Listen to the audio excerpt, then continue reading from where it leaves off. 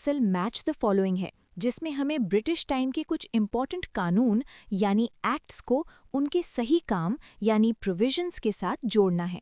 चलो मैं तुम्हें ये पूरा क्वेश्चन एक कहानी की तरह सिंपल हिंदी में समझाती हूँ।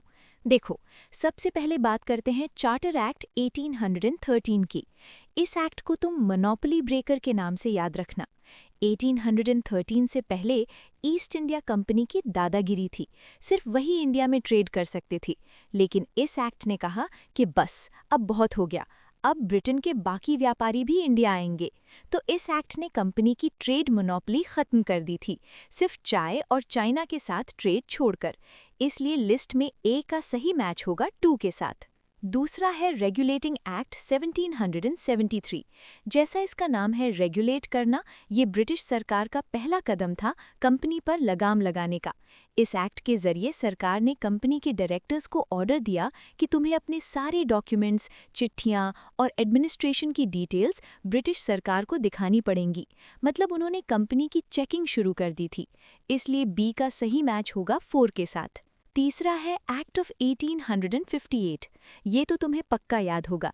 1857 की बड़ी क्रांति यानी रिवोल्ट के ठीक बाद ये एक्ट आया था।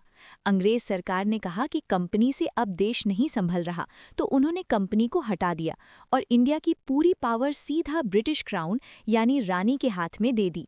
इसे कहते हैं पावर ट्रांसफर। तो सी का सही मैच होगा 3 के साथ। आखिर में आता है पिट्स इंडिया एक्ट 1784। इस एक्ट ने कंपनी के काम को 2 हिस्सों में बांट दिया था। व्यापार के लिए पुराने लोग थे, लेकिन राजकाज यानी पॉलिटिकल अफेयर्स संभालने के लिए एक नया ग्रुप बनाया गया, जिसका नाम था बोर्ड ऑफ कंट्रोल। ये बोर्ड ब्रिटेन में बैठकर इंडिया के पॉलिटिकल मामले देखता था।